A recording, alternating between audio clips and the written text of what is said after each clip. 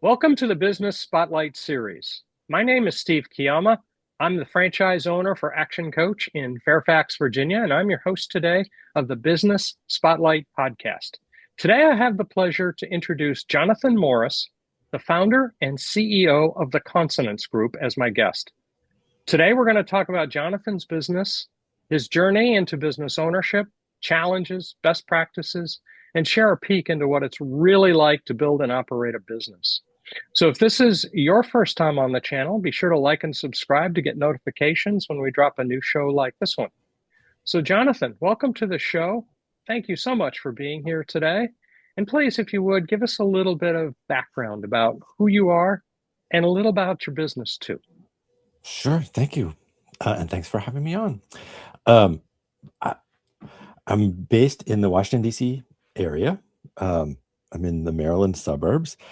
I've been here grew up, went away for a bit, had some adventures, and returned um, around 2000. Yeah. So I've been here about, let's just call it 25 years, give or take. Um, my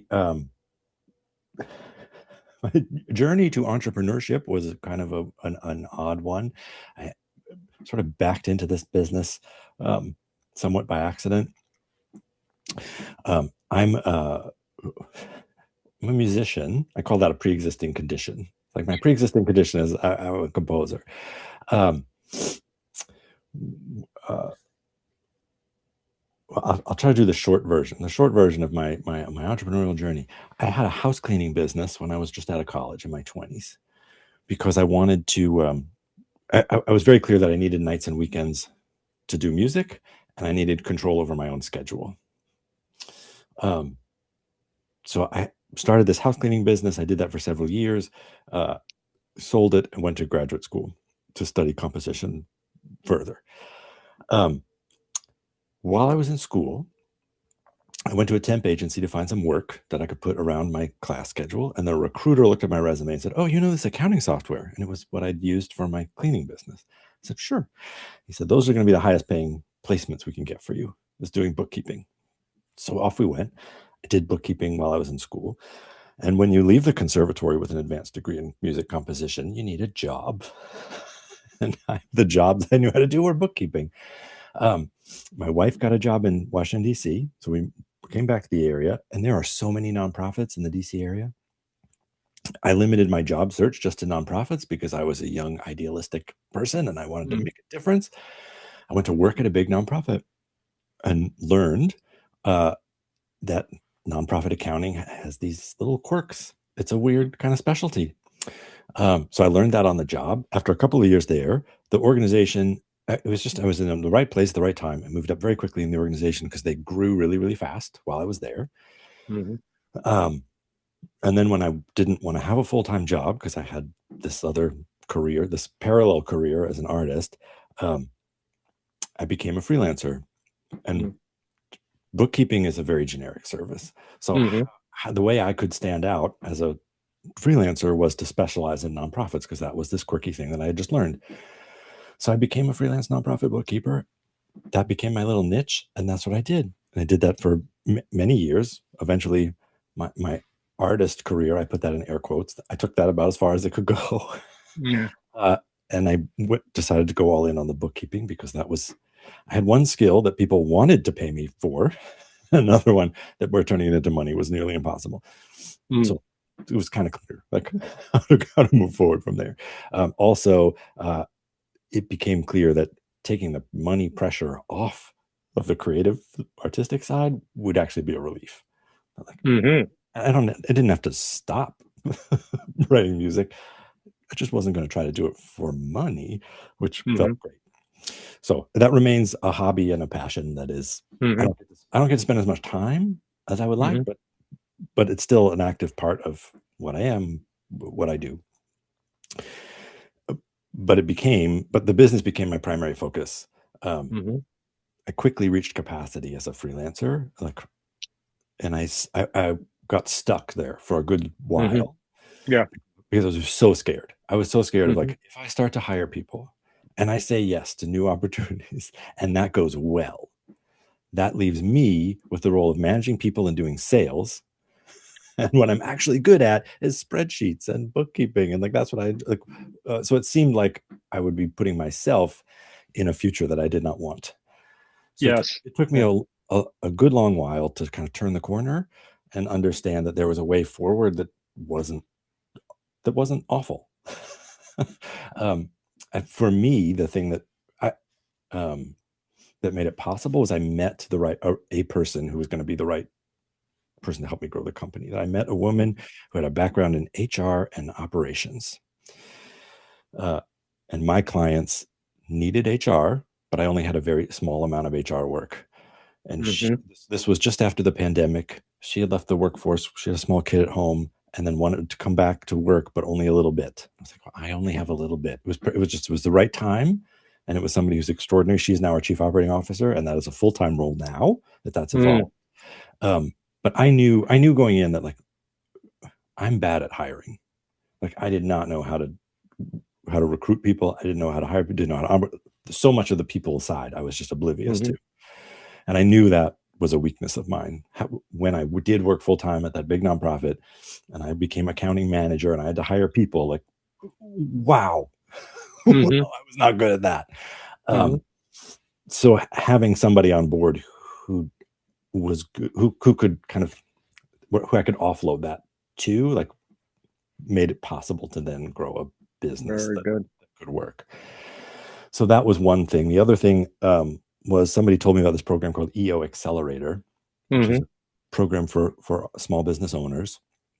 Again, I went to music school, didn't go to business school. I didn't understand anything about running a business. I mean, my Hmm. house cleaning business was that was a pretty basic operation. Hmm. I had a classified ad, and I answered the phone when clients called. I cleaned houses all day. Like, I didn't build the business up bigger than that. Hmm. So I, the accelerator program did two wonderful things for me. One was the curriculum showed that, like, building a business is a thing people know how to do. It's Hmm. like, I don't have to invent any of this. Like, Right. people have figured it out. Which embarrassingly, that was a big discovery. I was like, oh, I don't have to invent any of this. Like, this is Yeah. all, it's all very cut and dry. And the other thing was having a peer group of other people going through the same issues. Um, so that was magnificent because I was under the illusion that I was very alone and doing this, and like nobody understood, and it was the whole thing. Hmm. So having a peer group was a game changer, and then having just basic like business curriculum was a game changer, and that made it Very good. possible to move forward. So now the business has grown. We have a small. It's still a small business. Hmm. I've got about 8 employees. 3 of us are full time, plus another 4 to 5 FTEs worth of subcontractors. So it's a fairly small team, um, but enough that, like, I have to figure out what I'm doing. So we have, but also we have, like, it's a team effort now. It's not all on me. Hmm. Good. My Good. now Good. my day is mostly business development. Like, the Very part good. of the business that's still on my shoulders is finding new revenue. Very good. But the operational side is now running a lot without me, which I guess we could drill down to if you want. That was that was a process. Like, We may. letting go, letting go of the operational stuff is really hard, but that's a hurdle I think we've cleared. Very good. Yeah. That sounds like a story many people face, Hmm. especially the fear about branching out beyond just themselves, Yeah. being the primary revenue generator, if you Mhm. will. Yeah, that's Mhm. cool. Let's give our listeners a little bit of financial context in a sense that have you used investor money in any kind of way, or are you still bootstrapping? Yeah, bootstrapping. We're entirely self-funded. I haven't had to take on Hmm. any debt. Haven't had to take on any outside capital. It's I've been fortunate that way. I think another just fortunate thing about the nature of the work that we do is we have Uh-huh. annual contracts for ongoing service. So I have recurring revenue, and that's Very that's the good. core of Yeah. what we do. So that just by the nature of the work kind of put us in a good position. That's fantastic. Yeah. Now, as you're building this, you're and bringing people in, let's talk about hats. You've kind of alluded to the hats that you've had to wear. What are the Hmm. hats you're wearing now? And are there any hats you're trying to get rid of so that you don't have to wear them? Yeah. Well, it's the sales and business development is the one I'm wearing most of the time now, Hmm. Okay. because I do have like a leadership team in place. So I have a Hmm. full-time COO. We have a part-time CFO. So like Okay. Good. I have a lot of support in the management of the business and even in the sort of forward-looking Hmm. planning as well. So it's the business development one is that where like currently, I think like this year or the next 18 months, I don't know exactly what the time frame is. We're still figuring out kind of what works. I don't have a Hmm. repeatable strategy. So Hmm. and I don't have a clear picture of like who is the right person that we don't that Hmm. could then take this on. Yep. Uh, Okay. I do have a lot of doubt about like, oh, am I the right person for this? I'm probably not, but I don't know yet what the right person is going to be, and I also don't know what they're going to do. So Okay. those are the Got questions it. I'm trying to solve right now. Awesome. Those are that's my real top priority. Very good. Now, within that context, who you've talked about nonprofits. Hmm. Who are the entities you serve best at this particular point in time? Um, Kind of thinking target market. Yeah. Um, Historically, our ideal Hmm. client has been a nonprofit organization with an Hmm. annual budget between one Hmm. and 3 million. Got it. So Okay. there's this narrow band that has been Hmm. our bread and butter. That's our niche, Hmm. and we Hmm. have um, service offerings that are really optimized Hmm. for the organizations that are in that spot. Uh, the challenges they tend to face are pretty Hmm. consistent. We have a lot of Hmm. experience solving the sorts of problems that come up at that size, Hmm. Hmm. and we have services that are cost effective. It's a really efficient solution for how Hmm. organizations at that size can handle their financial operations and their HR operations. Hmm. We're developing now service offerings above and below those. Like we're trying to expand that Hmm. band, Yeah, good. because there are ways that we can really be of value to organizations Hmm. that are larger and similarly Hmm. organizations that are smaller. And the smaller ones have been a difficult challenge for us all along. Hmm. Because the smaller ones are in some ways the neediest. Like they need us the most, and but they can't afford it.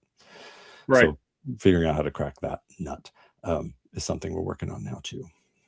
Good. Good. Good. Good. Good. What makes you unique? Why would an entity make sure they wanted to call you as opposed to somebody else?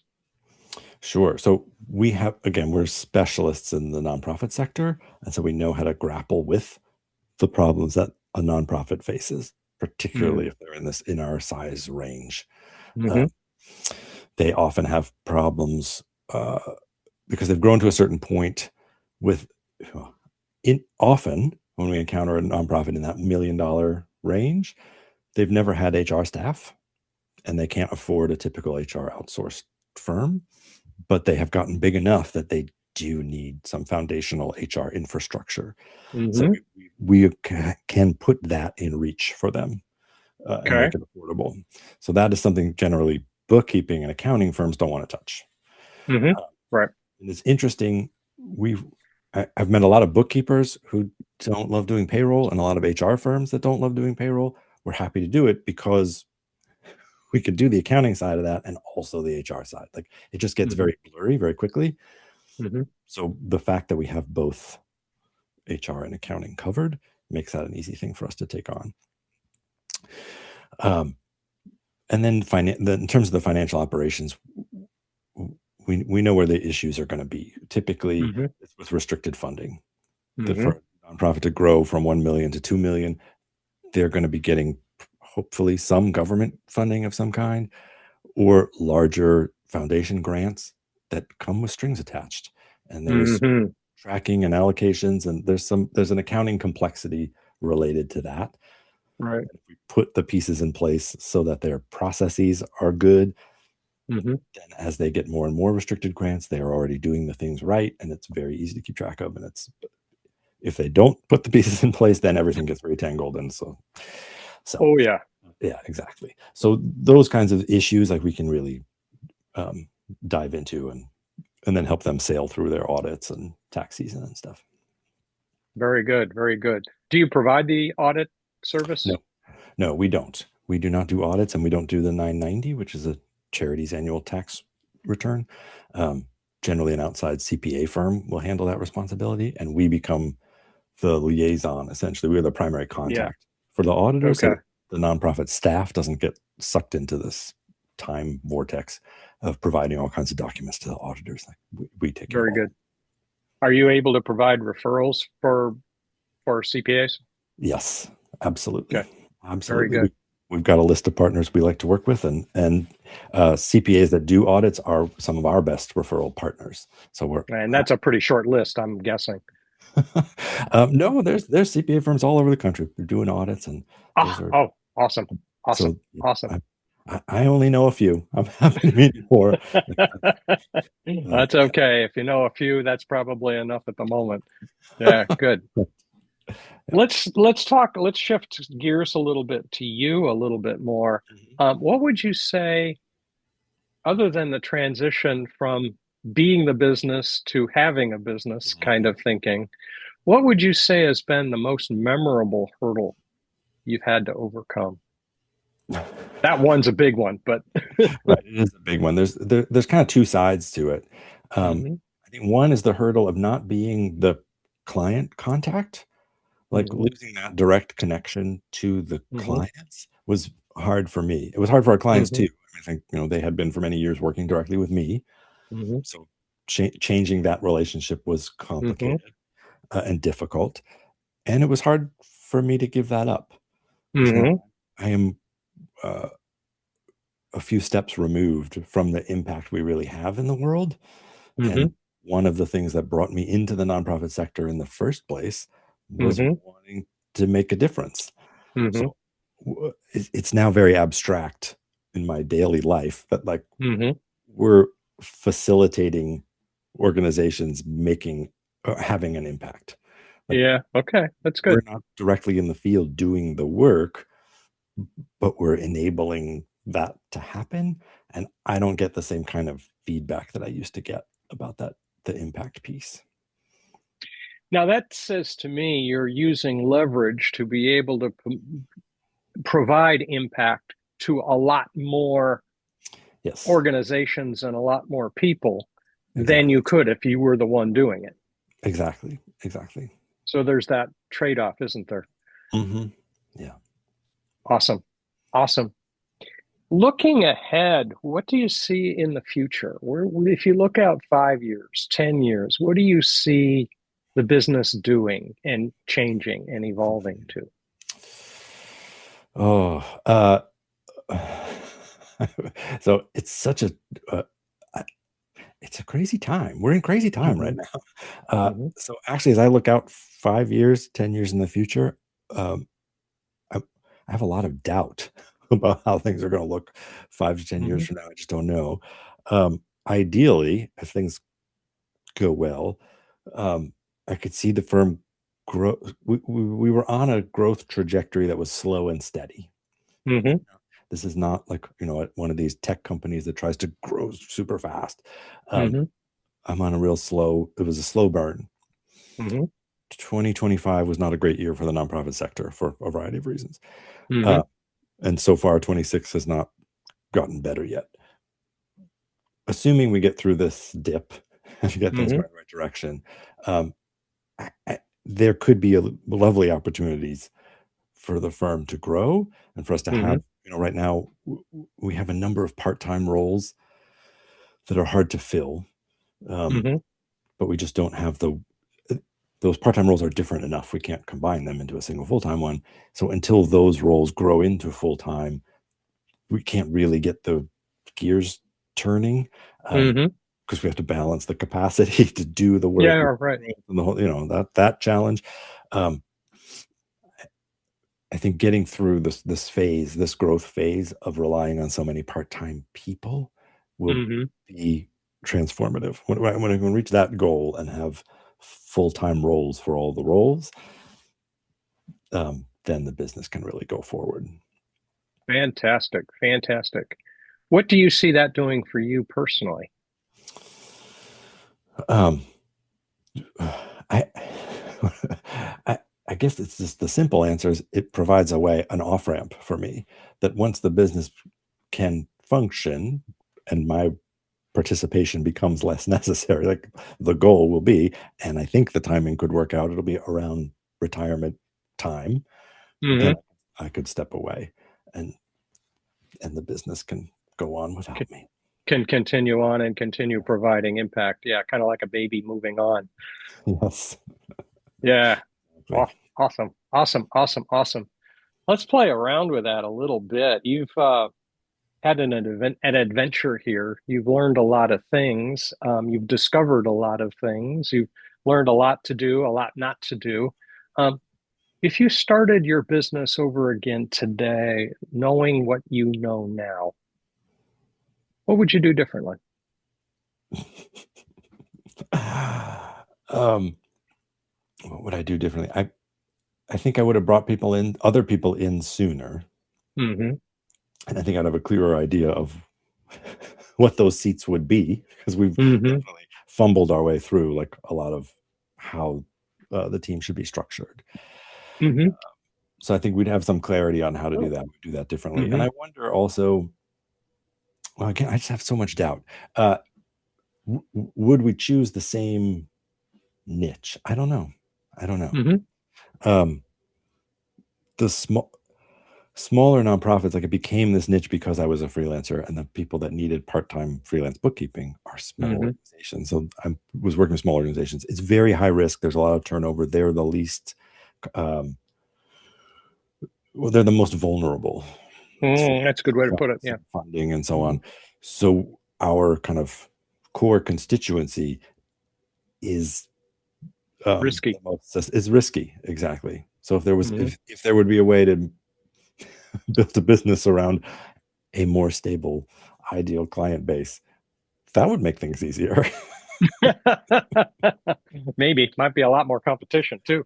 Right, right. Exactly. Exactly. It's true. Yeah, Yeah. yeah, yeah. That's one of those interesting trade-offs is how do you pick a niche that you can dominate and be the go-to entity. Hmm. Yeah. Yeah, it's true. And I think that's why we've gone deep on this one because Hmm. most of our competitors don't want it Yep, right. for good reason. There's Yeah, a reason to right. avoid it. But Yeah. also, we can sort of optimize for that portion of the Hmm. sector Hmm. and be really good at that thing. So that's what we've done, and I'm hoping that will pay off, allow us to continue to grow. Um, but it is, yeah, as you said, trade off. So interesting to have our eggs in that basket that is essentially a risky one. Yeah. Well, just your particular that choice of risks. Yes, yes. Yeah. Yeah. Very good, very good. This has been very good. You've thrown a couple of really interesting insights into this conversation, but in the interest of time, it's probably time to start heading towards wrapping up a bit. All right. So we're going to hit a few rapid fire questions and see what kind of fun we can have with those. Okay. Um, what would you say has been your key to success? Um, I, is it the key? I think my key to success is I have no filter. Like I'm not. My kind of heart is on the sleeve. You get like I'm very open, and Hmm. I don't know how to be another way. It's Hmm. just sort of all the cards are on the table. I don't know how Hmm. to do this differently, and I think that works out really well. And I think in the nonprofit sector, I think I'm able to connect. Like it's a tribe. Like it's Hmm. people are drawn to that work for a reason. So I Hmm. found kind of where my people are, and that's where I Hmm. have been staying, and that's served me really well. Very good, very good. So let's pretend you and I were at the coffee shop just chatting, and somebody walked in with a new business that he was talking about with his friend. and getting ready to start it up, what's one piece of advice you would want to share with that person? Mm. Um, I, I don't have good advice. I think the thing I would want to know from that person is like, how inspiring is this for you? Like, if Are this you is going to the stick with it? what, and are you going to like that you're still like, will it be nourishing while it is punishing? That's Like a that, good point. Yeah. um, because if that's true, then you're unstoppable. Awesome. Awesome. That is a good point, actually.